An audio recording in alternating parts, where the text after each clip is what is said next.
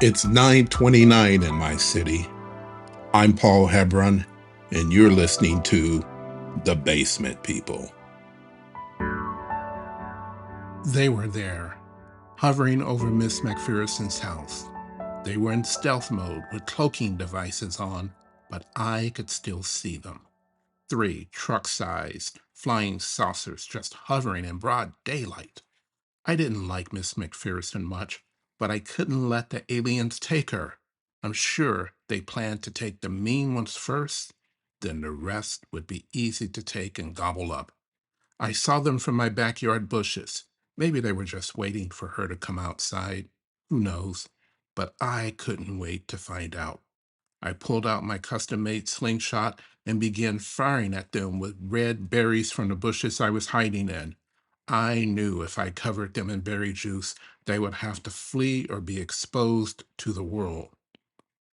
The saucers tried to shimmy and dodge, but I was too much for them until my aim went a little bit low and I hit the upstairs window of Miss McPherson's house.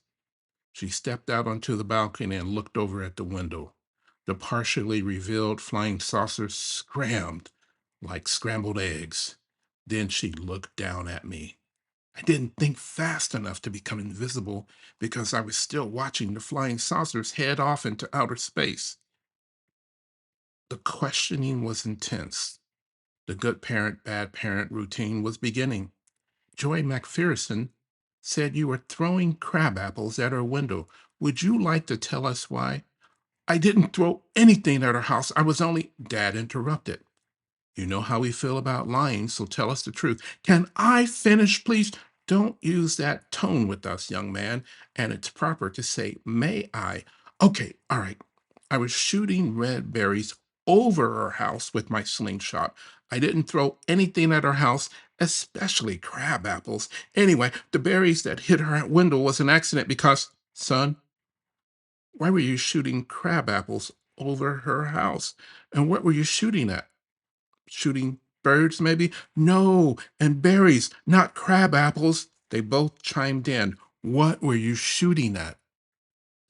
How could I tell them that I saved Miss McPherson's life?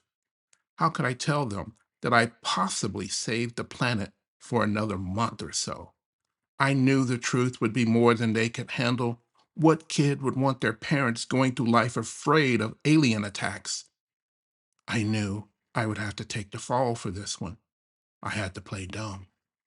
So I answered, um, I don't know. What? They responded. You don't know what you were shooting at? I bowed my head low and repeated, no. The silence and puzzled looks on their faces meant I would face punishment and have to go to bed early without TV. No problem. All the questions made me so tired I was ready for bed. Besides, I didn't want the aliens staring back at me through the TV set. Not tonight, anyway. Tomorrow, I would have to apologize for saving Miss McPherson's life. Until tomorrow. Hey, thanks again for listening. Tell me what you think. This is leaning a little bit more toward what the basement people is actually all about and the genesis of the story of the basement people. Thanks again. We'll talk to you soon.